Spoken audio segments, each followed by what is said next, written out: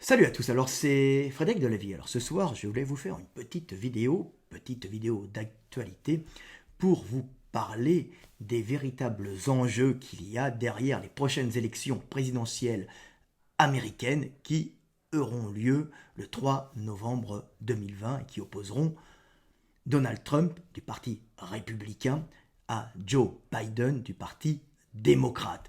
Mais en vérité, Donald Trump, Joe Biden ne sont que des noms et parti républicain et parti démocrate ne représentent pas réellement des idéologies, mais plutôt des groupes de puissance énergétique qui se trouvent derrière ces individus et derrière ces partis. Il faut toujours voir ces élections américaines comme des luttes énergétiques, des luttes de puissance énergétique. Alors, qui est, qui est derrière Donald Trump et qui est derrière Joe Biden, ou la bande à Joe Biden, ce que j'appelais avant la bande à Clinton? Qui sont les belligérants de ce grand conflit, qui n'est pas un conflit idéologique, qui ne sont pas des élections pour des idéologies, pour une façon de vivre, mais qui est un conflit entre deux grandes puissances énergétiques, une totalement américaine et l'autre en partie américaine, donc à exploitant américain, mais à actionnaire du Moyen-Orient. Alors je vais vous expliquer un peu ce qui se passe derrière ces élections, puisque les gens mettent de l'émotionnel, parlent de Trump comme quelqu'un qui serait vulgaire, grossier, anti-étranger. Tout ça, c'est la façade. Derrière, il y a quelque chose de bien plus profond. Et derrière Biden et Joe Biden, il y a aussi quelque chose de bien plus profond. Alors, je ne vais pas dire que je suis pour l'un ou pour l'autre, puisqu'en fin de compte, ce sont des combats énergétiques, mais je vais vous expliquer tout ce qui se trame derrière ces élections. Quand on enlève l'émotion, quand on enlève le parti pris, quand on regarde juste l'énergie, et à ce moment-là, on comprend tout. Alors, il faut savoir que Trump, à l'époque, a été élu parce qu'il avait, alors déjà parce qu'en face de lui, il avait Clinton, les Américains en avaient marre d'avoir des politiques qui faisaient, des politiques énergétiques qui généraient des conflits dans le monde entier. Oui, c'est vrai, puis il y avait en plus, économiquement, tout ne se passait pas forcément très bien. Il y avait du chômage, puisque Trump a relevé ce chômage, a relancé le travail aux États-Unis, en amorçant la relocalisation d'entreprises qui étaient à l'étranger, principalement en Chine.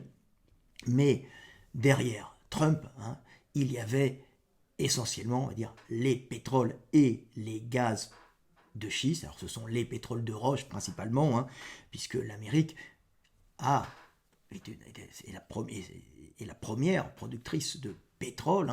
Chez elle, elle est autonome grâce à son pétrole. Elle en importe bien sûr du Venezuela d'ailleurs, mais elle est en complète autonomie. Le problème de ce pétrole, c'est qu'il est un peu cher. Alors, il y avait eu à l'époque de Clinton une tentative de récupération des pétroles de schiste qui appartiennent à des petits propriétaires terriens qui se groupent en associations, puisque l'Amérique est un pays très associatif.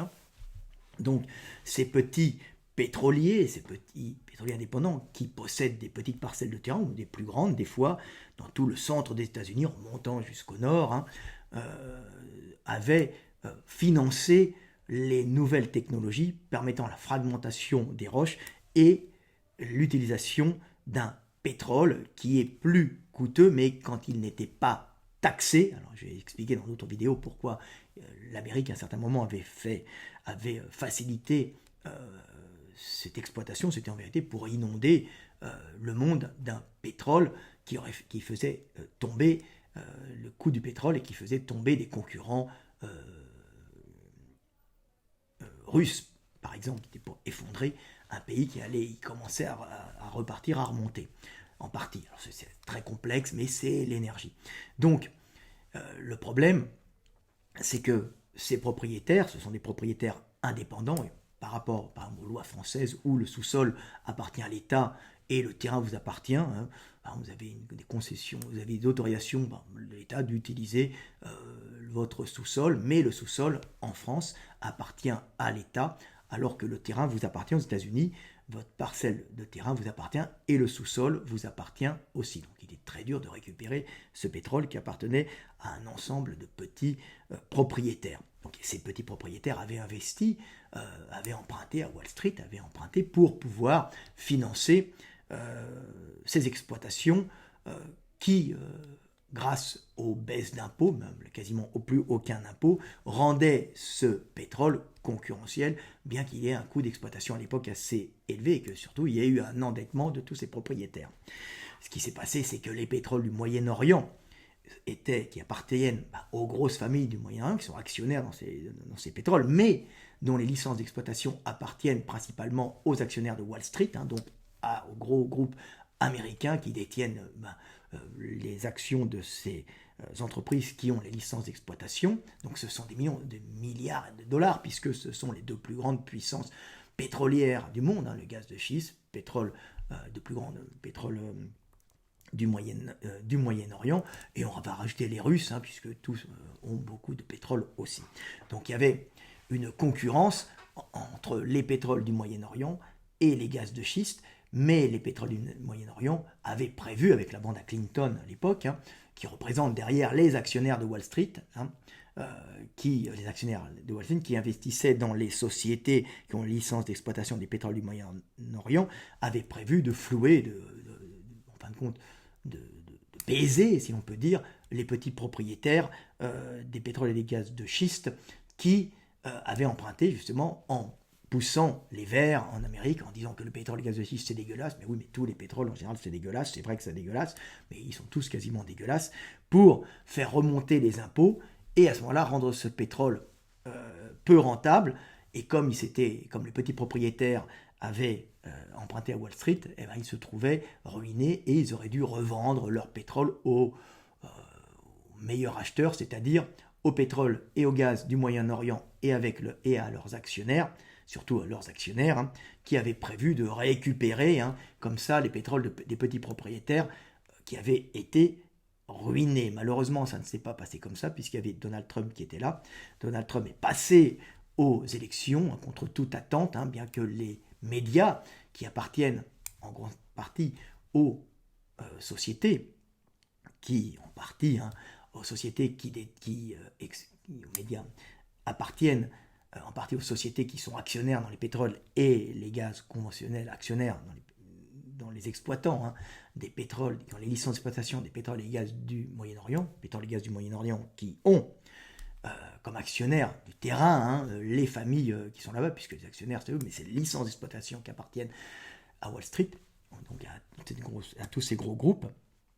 À ce moment-là, ils avaient prévu de racheter ces petits exploitants, mais ça ne s'est pas passé comme ça, puisqu'ils avaient prévu de le racheter, puisqu'on sait très bien que les pétroles et gaz du Moyen-Orient sont bientôt taris. Alors quand je dis bientôt taris, c'est très relatif, mais il y en a que pour quelques années, voire une décennie, et on injecte de l'eau par-dessous pour remonter, et puis le pétrole, et on raconte qu'il y en a encore beaucoup, alors qu'il y en a beaucoup moins que prévu. Par contre, du pétrole et du gaz de schiste, il y en a plein, mais il est plus cher. Mais bon, c'est pas grave pour Trump, donc Trump avait ça.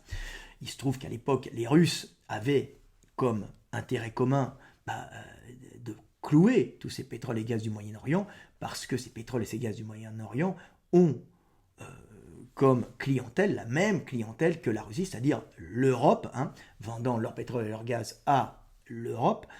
Donc ils avaient intérêt de couler la Russie. La Russie avait intérêt de couler les gaz du Moyen-Orient, d'où tous ces conflits pour l'acheminement de ces gaz du Moyen-Orient, passant par la Syrie, jusqu'en Europe, qui est une zone où on consomme beaucoup de pétrole, parce qu'on a beaucoup de voitures, on est très développé, on est un continent extrêmement industrialisé qui marche sur les énergies fossiles.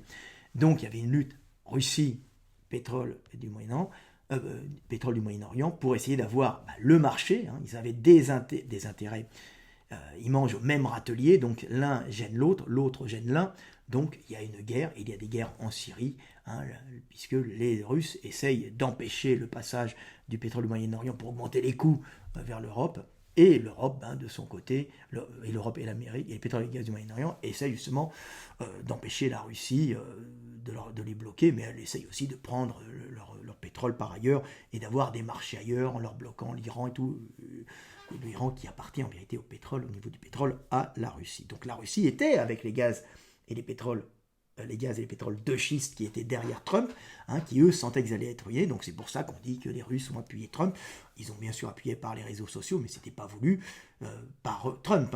Mais bien sûr, ça avantageait totalement les Russes de voir l'Amérique se retirer du Moyen-Orient et se retrouver avec uniquement du pétrole et du gaz de schiste propre, extrait aux États-Unis. Comme ça, on laisse la Russie régler ses comptes au Moyen-Orient, ce qui s'est fait après l'élection de Trump. Alors maintenant, on voit une guerre, mais tout a changé. On arrive à 10 minutes, et là, on va faire 20 à peu près. Tout a changé depuis 4 ans. Alors, les intérêts de la Russie pour le pétrole sont encore les mêmes. Donc, la Russie est avec Trump pour le pétrole, puisque la Russie fournit du pétrole et du gaz à la Chine, et elle a tout intérêt à bloquer les gaz et les pétroles du Moyen-Orient. Et l'Amérique en a un peu rien à foutre, puisque son intérêt, l'Amérique trumpienne, c'est d'être américano-américaine et de vivre dans une espèce d'autarcie, alors ils ne sont pas vraiment autarcie, et de ramener toutes les usines qui avaient été délocalisées en Chine pour créer de l'emploi aux États-Unis, relancer l'emploi aux États-Unis, ce qui a été fait en partie, tout en ayant une source d'approvisionnement énergétique dans le sous-sol américain, ce qui permet à Trump de pouvoir, avec cette relocalisation et ce pétrole américain, clamer haut et fort, même si ça pollue, que l'Amérique est indépendante, qu'elle n'est plus en train de guerroyer dans le monde entier, ce qui est vrai. Je l'appelle l'ange blanc parce qu'il a empêché des guerres, comme ça, autrement on aurait des guerres au Moyen-Orient, pour ce pétrole et ce gaz. Mais le problème, c'est que en faisant cette politique de recentralisation de tout le travail, toute la production en Amérique et sa production énergétique, de la faire directement en Amérique, elle mécontente la Chine. La Chine, qu'il ne faut pas oublier, a une classe moyenne de 400 000 personnes à peu près, qui était montée grâce justement à ces délocalisations des pays industrialisés, dont l'Europe, de leurs usines de production de pièces détachées, ou de tout ce que vous voulez, de plastique à bas coût, d'ordinateurs, de textiles. Vous regardez Wish sur Internet, ou Alibaba, vous allez voir comme la Chine est puissante. Et si l'Europe, et si particulièrement les Américains relocalisent, vous allez vous trouver avec des troubles terribles en Chine, des troubles sociaux, puisque c'est les classes moyennes chinoises qui avaient émergé par cette délocalisation des structures de production européennes et américaines en Chine, cette classe moyenne qui avait émergé. S'il y a relocalisation, sous la volonté en partie de Trump, et un peu aussi la volonté des Européens, un peu bien sûr, parce qu'ils sont un peu soumis, nos amis européens, la Chine se voyait avec une classe moyenne qui avait pris goût au luxe et à la consommation, revenir au bol de riz. Alors ils savent bien gérer, mais au bol de riz et au petit travail laborieux. Quand vous donnez quelque chose à quelqu'un, vous le retirez, ça va poser des problèmes. Et la Chine, voyant ça, étant conscient qu'il y a des problèmes, est devenue l'ennemi de Trump, en tout cas de l'Amérique trumpienne, ce qui arrange particulièrement bien l'Amérique de Biden, de Joe Biden, qui est en vérité l'Amérique des pétroles et des gaz de schiste, qui ont tout intérêt à se faire réélire pour remonter les taxes sur le pétrole. L'Amérique de Joe Biden, c'est l'Amérique des pétroles et gaz conventionnels, des exploitants des pétroles et gaz conventionnels, qui ont tout intérêt à se faire élire pour clouer, en fin de compte, les pétroles et les gaz de schiste et pouvoir les acheter et pouvoir permettre à leurs actionnaires de ne pas couler, tout simplement. C'est la plus grosse guerre énergétique mondiale. Donc on se retrouve avec ce pétrole et ce gaz conventionnel du Moyen-Orient et tous ces actionnaires américains qui ont les licences d'exploitation, les actionnaires étant du Moyen-Orient, mais donc le Moyen-Orient et derrière les Américains qui sont derrière le Moyen-Orient, sont associés à la Chine pour essayer de faire couler Trump, Trump, lui, est plutôt contre la Chine et en même temps avec les Russes. Alors que les Russes jouent à un double jeu, puisque les Russes sont pour le pétrole de schiste, le pétrole de roche, puisque le pétrole de roche est un allié à eux, et le pétrole du Moyen-Orient sont des ennemis, parce qu'ils ont l'Europe. Hein. Vous voyez que c'est assez complexe, hein, cette histoire énergétique. On a l'impression qu'on est dans Game of Thrones. Hein. Et ces Russes, mais ces Russes sont aussi avec les Chinois. Pourquoi ? Parce que les Chinois, déjà, exploitent tout l'est de la Russie. Hein. La Russie a laissé l'exploitation des Chinois, toutes des zones. En échange, les Chinois leur redonnent de l'argent, parce que de l'argent et des bénéfices, parce que c'est très très loin, c'était très dur de gérer de la Russie européenne, la Russie asiatique, hein, puisqu'il y a des milliers de kilomètres, hein, des milliers de kilomètres. Donc très dur à gérer sur ces grandes distances, donc on préfère faire gérer à la Chine, mais la Chine investit énormément en Russie, elle paye la Russie, elle fait travailler les Russes, qui, eux, fournissent à la Russie pas mal d'infrastructures, pas mal de matériel militaire sous licence. Elle fabrique des transporteurs nucléaires, alors russes, mais pour faire passer les marchandises chinoises par le nord-ouest, comme il y a un réchauffement climatique, c'est tout un énorme business qui permet aux Chinois de faire des économies en allant balancer leur production en Europe à coût plus bas, avec une baisse des transports par le passage arctique, puisque ça coûte beaucoup plus cher de passer par le sud. C'est une route plus longue, avec des passages, avec des octrois, donc c'est beaucoup plus long. Donc le passage par le nord est un avantage, c'est pour ça qu'il y a une association russo-chinoise. Et puis la Chine fournit pas mal de produits manufacturés bas de gamme en général à la Russie, et la Russie fournit en général fournit l'armement, ou est derrière, ou supervise l'armement. Vous n'avez qu'à regarder les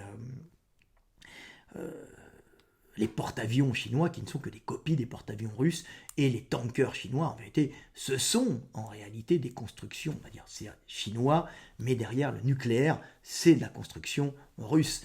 On voit qu'il y a une association, puisque la Russie, en même temps, laisse la gestion de l'Est à la Chine. Donc là, et en plus, la Russie fournit beaucoup de pétrole et de gaz, ou même des fois fournit le pétrole iranien en sortant de l'embargo, puisque le pétrole iranien passe par la Russie, ensuite se retrouve en Chine, à la Chine. Donc c'est un gros fournisseur d'énergie aussi à la Chine. Donc la Chine a un ennemi qui est l'Amérique trumpienne, mais un ami qui est la Russie, et un autre ami qui sont les ennemis des Russes et les ennemis de l'Amérique trumpienne, qui sont les pétroles et gaz conventionnels et leurs actionnaires de Wall Street. Donc vous voyez que derrière ces élections, il y a une espèce de Game of Thrones, je rigole, mais c'est la réalité, où l'on voit une énorme guerre énergétique avec des gens qui ont parfois des intérêts communs et souvent qui s'opposent. Donc Trump, s'il gagne, Trump va continuer sa politique et va finir par clouer les pétroles et les gaz du Moyen-Orient, qui n'ont plus beaucoup de temps à vivre. Alors Trump avait déjà montré ce qu'il faisait en appuyant sur l'Arabie saoudite, sur cette pétromonarchie, en l'écrasant, en lui montrant que maintenant vous nous vendez votre pétrole à bas prix, puisque c'est l'Amérique qui imprime le dollar, c'est du PQ dollar, elle fait ce qu'elle veut, elle en imprime comme elle veut, personne ne voit. La Federal Bank, qui est paraît-il indépendante, ne l'est pas du tout, elle appartient aux États-Unis, et elle était revenue dans le giron de Trump, alors qu'avant elle était avec la bande à Clinton, ou maintenant à Biden. Biden et Clinton étant des hommes de paille, bien sûr. Donc, ils avaient fait une pression énorme sur les Saoudiens en disant vous nous vendez votre pétrole à bas prix, et en échange, on vous file des dollars, et avec ces dollars, vous nous rachetez plein d'armes. C'est pour ça qu'au début, Trump avait le consortium militaro-industriel contre lui, mais il est vite revenu avec lui, parce que la politique de Trump est un homme d'affaires avant d'être un politique qui connaît bien tout ça et a réussi à refourguer des milliards d'armes aux Saoudiens, des armes qui sont inutiles aux Saoudiens s'ils ne veulent pas les acheter. Trump a un moyen de pression, leur dire écoutez, on va vous détruire vos productions. Ce qui est arrivé quand il y a eu un bombardement par des drones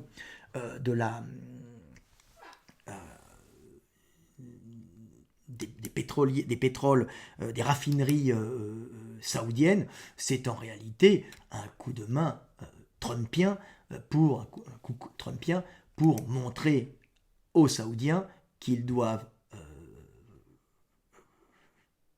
se mettre à genoux et obéir, en fin de compte, à la puissance trumpienne américaine. Autrement, on va leur clouer leur production pétrolière. Donc, ils ont bien vu qu'ils ne pouvaient rien faire. Des drones qui arrivent d'on ne sait où ont bombardé ça. C'est un avertissement trumpien pour leur dire « achetez-nous des armes ». Puis c'est ce qui s'est passé.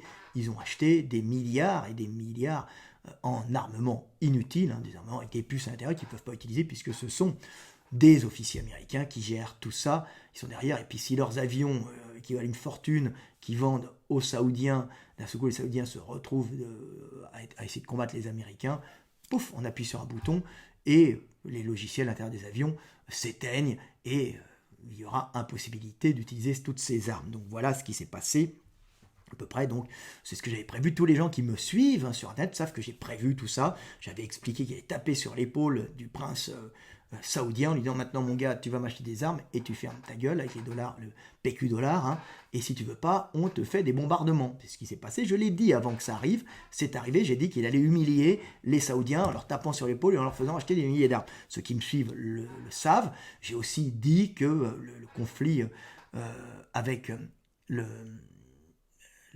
réconciliation Corée du Nord, Corée du Sud allait se faire, qu'il allait leur faire se serrer la main pour des histoires tout simplement de promotion pour montrer qu'il était viril et qu'il pouvait s'imposer en fin de compte dans des conflits asiatiques et avec une Corée du Nord qui se montrait belliqueuse, mais en vérité c'était un jeu tout ça, la Corée du Nord, en vérité derrière il y a la Chine qui était avant, un peu avec qui était avec personne, mais qui laissait Trump, puisque Trump avait dû lui dire, vous inquiétez pas, on laisse les Russes vous vendre plein de trucs, ça, il y avait toujours des intérêts à voir. Il y a un énorme problème actuellement, c'est que la Chine n'est plus l'amie de Trump, puisqu'elle a vu des relocalisations, et elle s'est aperçue que si Trump repart, elle va avoir d'énormes problèmes avec sa classe moyenne, qui risque de voir son niveau de vie baisser, parce qu'il y aura des relocalisations. Donc la Chine a tout intérêt à faire pression sur les États-Unis et à faire en sorte que Trump ne soit pas réélu, même si Trump est l'ami des Russes et les Russes l'ami des Chinois. Alors, on peut penser que le Covid-19, comme nous le voyons actuellement, vous voyez que c'est quelque chose qui est emmerdant, c'est un virus qui tue les plus vieux et qui est assez chiant. Il est difficile de s'en débarrasser, même si ce n'est pas la grippe espagnole.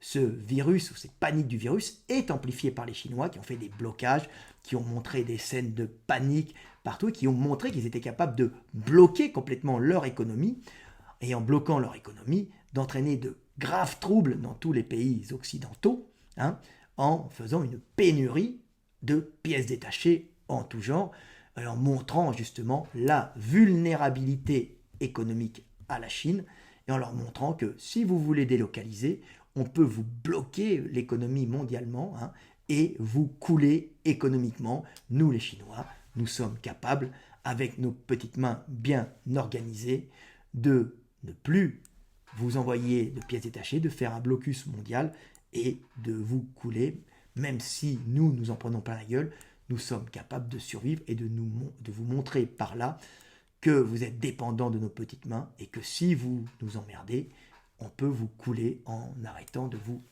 envoyer toutes ces matières premières d'un coup. Donc le Covid-19 a été un peu utilisé par ça, bien que certains disent qu'il a été inventé ou recréé artificiellement dans un laboratoire de Wuhan, je crois. Écoutez, la nature est assez imaginative pour générer des tas de merdouilles qui sont en vérité utiles à peu long terme, mais qui peuvent sacrément décimer les populations humaines ou animales. Hein. Mais c'est monté en épingle, c'est instrumentalisé à fond par la Chine pour pouvoir clouer principalement Trump et éviter d'avoir des délocalisations excessives qui créeraient des remous terribles dans la société chinoise et pouvant créer même des révolutions. Les Chinois en ont déjà fait. Et les révolutions, comme je le dis tout le temps, ne viennent pas des pauvres, hein, ce n'est pas les pauvres qui décident de se rebeller, et de faire tomber les oligarchies. Alors, les Chinois, c'est une oligarchie, c'est un parti communiste qui correspond en vérité aux mandarins de l'époque impériale. Hein. C'est un pays communautaire, hein, mais la Chine est capable justement de bloquer tout ça et avait décidé de niquer Trump. Donc voilà un peu ce qui s'est passé. Alors des fois j'en perds un peu le fil, mais voilà, la Chine essaye avec ce Covid-19 de clouer un peu les économies occidentales, ce qui est un avantage aussi pour les pétroles et les gaz conventionnels du Moyen-Orient, et Biden qui, s'il cloue Trump, peuvent à ce moment-là récupérer les pétroles et les gaz de schiste américains et en leur faisant faire faillite et en les rachetant, évitant à leurs actionnaires une faillite terrible, puisqu'ils n'ont pas de porte de sortie et les gaz et les pétroles conventionnels du Moyen-Orient sont en train de tomber. Donc on voit, alors il y a d'autres énergies qui viennent après le nucléaire et l'hydrogène, mais avant, il faut déjà siphonner et vider les réserves mondiales d'or noir, oui, de pétrole, hein. C'est comme ça, c'est la vie. On ne peut pas passer directement d'une énergie cradoc à une énergie propre. Il faut un peu de temps, si censé que le nucléaire est propre. Alors même s'il ne pollue pas, quand les accidents nucléaires arrivent, c'est terrifiant. Hein. Mais pour avoir de l'hydrogène propre, il faut du nucléaire pour pouvoir l'extraire de l'eau.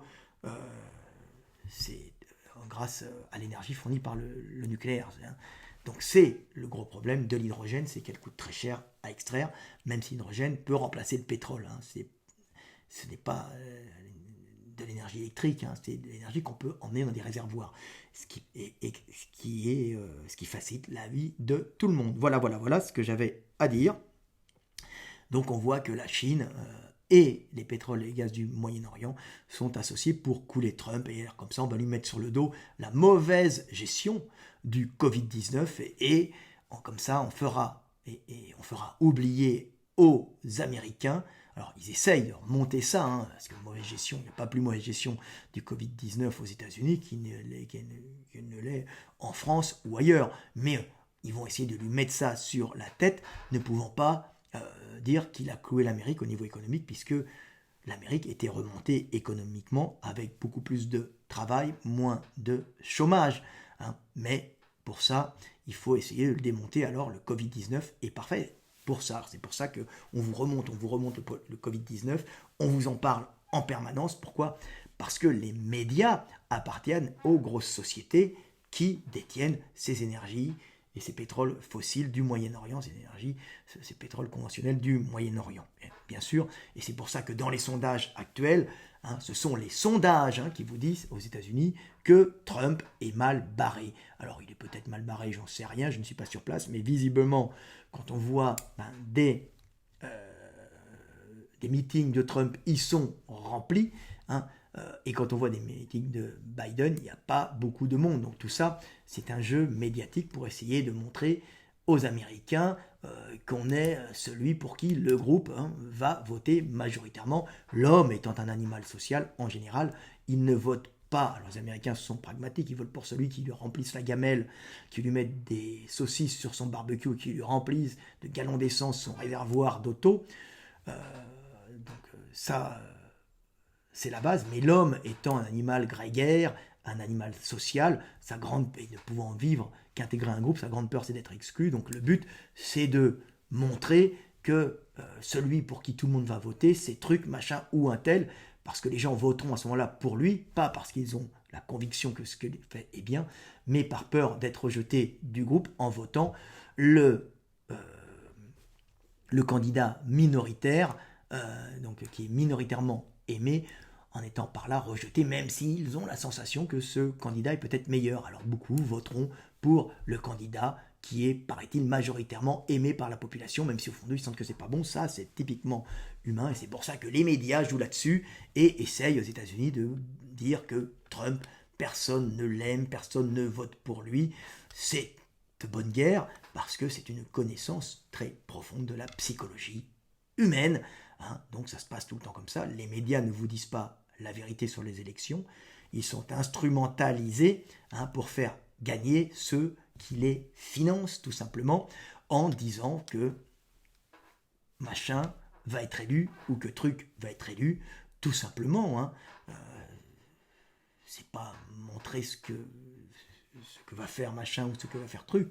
Ça n'intéresse pas les médias. Ce qui les intéresse, c'est leur dire majoritairement il va être aimé, majoritairement celui-là va être élu. Donc les gens, ayant peur d'être rejetés, vont voter comme la majorité, même s'ils sentent que c'est un gros connard.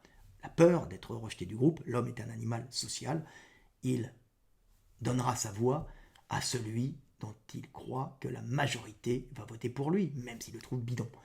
Malheureusement, ce sont les hommes, ils sont comme ça, et nos médias le savent, et nous instrumentalisent. Alors il n'y a pas de gentil, de méchant. Joe Biden a les intérêts de Joe Biden ne sont pas les intérêts de Trump, les intérêts de Trump ne sont pas les intérêts de Joe Biden, mais vous voyez que derrière tout cela, il n'y a pas d'idéologie réelle, il y a une énorme guerre énergétique, et l'argent qui est derrière, et les groupes humains qui vivent de ces énergies, qui ne veulent pas voir leur niveau énergétique, leur niveau de richesse baisser. Voilà. Et ce sont deux groupes différents qui s'affrontent. Ce sont c'est la plus grosse guerre économique qui n'ait jamais eu lieu. Et vous voyez qu'à la base, elle est américano-américaine, avec les Russes qui regardent de haut et qui sont en train de se dire vers qui je vais aller, vers Biden, vers Trump, en ayant soutenu Trump au début, et les Chinois, eux, qui ont tout intérêt à être avec Biden pour ne pas continuer à avoir des délocalisations de leurs entreprises qui avaient été, c'est-à-dire de voir leurs entreprises fermées parce que l'Occident va relocaliser.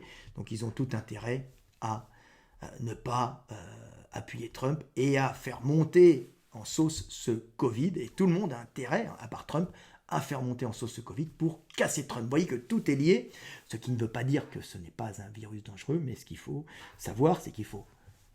tout ça est amplifié, mais qu'il faut quand même faire attention, porter des masques, alors dans les endroits clos, comme je vous l'ai expliqué, principalement, ou dans les rues commerçantes, se désinfecter les mains, ne pas être serrés les uns contre les autres, et prendre des distances sociales, mais il ne faut pas en rajouter non plus. Là, on crée des paniques, parce qu'il y a bientôt les élections présidentielles 2020 qui auront lieu le 3 novembre, et qui est la plus grande guerre économique qu'il n'y ait jamais eu au monde, la plus grande guerre mondiale, bien que cette guerre n'oppose pas des armées, avec des hommes, qu'elle n'oppose pas non plus forcément des pays, puisqu'elle oppose des groupes énergétiques, des sociétés qui se battent pour des licences d'exploitation ou pour de l'énergie en sous-sol, et évidemment aussi des pays qui sont la Russie et la Chine. Vous avez une guerre qui oppose des groupes énergétiques qui sont de base américaine, mais qui sont des groupes énergétiques privés, et des États qui sont la Russie et la Chine, les uns étant en alliance, les autres étant ennemis, les uns étant amis de ceux qui sont ennemis de ceux qui sont amis. Voilà, c'est un peu complexe, comme je dis, c'est Game of Thrones, et le problème c'est que on est au milieu de tout ça, dans la tempête, et nous en prenons plein la gueule. Mais j'espère que cette vidéo vous aura permis de comprendre ce qui se trame derrière les élections présidentielles 2020. Voilà. C'était Fred Delavier. Je pense que c'est la meilleure vidéo sur le sujet pour qui a le courage de la regarder et d'aller vérifier tout ce que je dis. Ce que je dis est vrai. Comme je dis tout, je ne le sors pas de mon cul.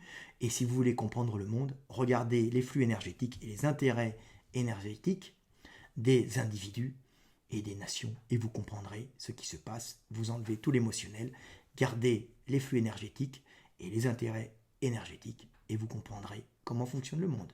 C'était Fred Delavier, paix sur terre. Je vous aime tous. À bientôt.